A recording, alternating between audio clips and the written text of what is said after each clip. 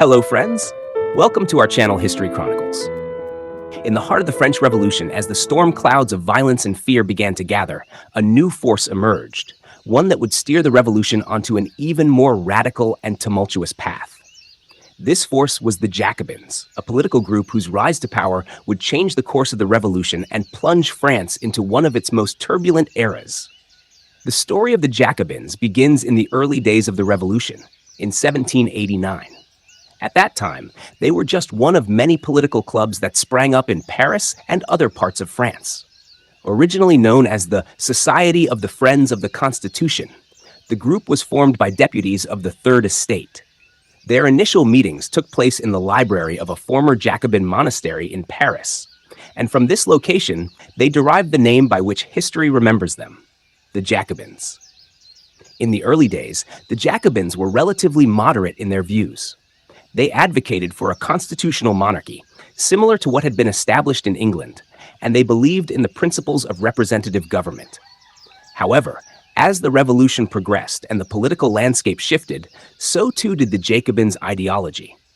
By 1792, the Jacobins had become the most influential and radical political group in France. Their rise to power was fueled by the increasing polarization of French society. As the revolution deepened, the moderate factions lost influence, while the more extreme voices gained ground. The Jacobins, with their fiery rhetoric and uncompromising stance, quickly positioned themselves as the champions of the revolution's most radical ideals. Key figures within the Jacobin Club, such as Maximilien Robespierre, Jean-Paul Marat, and Georges Danton, became the faces of this new, more radical phase of the revolution.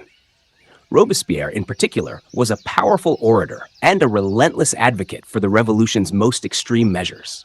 His belief in the necessity of virtue, coupled with his willingness to use terror as a means to achieve it, would come to define the Jacobin rule. As the Jacobins gained power, they began to shape the direction of the revolution in increasingly radical ways.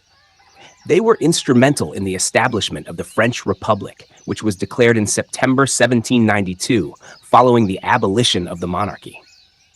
The Jacobins believed that the only way to secure the revolution was to completely dismantle the old order, and this belief led them to support some of the revolution's most extreme actions. One of the most significant steps taken by the Jacobins was the establishment of the Committee of Public Safety in April 1793. This committee was initially intended to oversee the war effort and protect the revolution from its enemies, both foreign and domestic.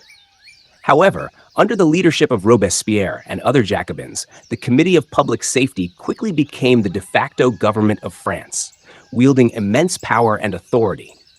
The rise of the Jacobins also coincided with the intensification of the Reign of Terror, a period during which thousands of perceived enemies of the revolution were arrested, tried, and executed. The guillotine became the symbol of the revolution's justice, and the streets of Paris ran red with the blood of those who were deemed traitors. The Jacobins justified this reign of terror as a necessary means to defend the revolution and ensure its survival. The Jacobins' rule was marked by a series of radical reforms that sought to transform French society. They introduced measures to de-Christianize France, believing that the Catholic Church was an enemy of the revolution.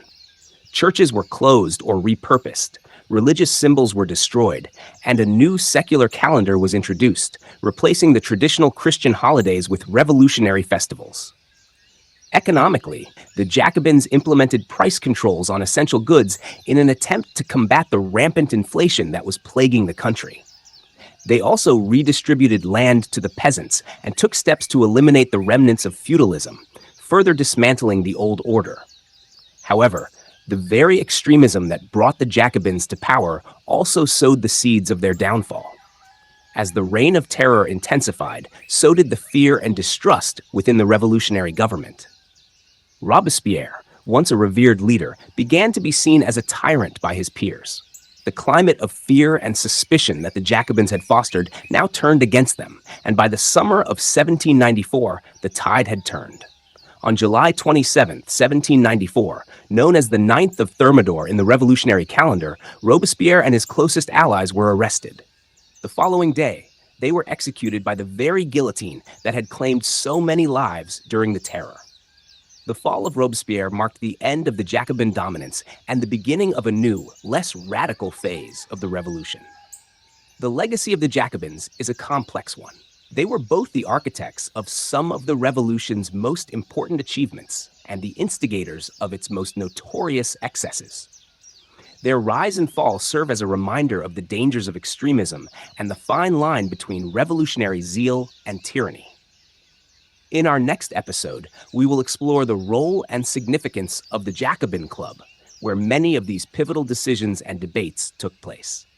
Thank you for joining us in this episode of History Chronicles. As we continue to unravel the dramatic events of the French Revolution, stay tuned for more stories that shaped the course of history. See you next time.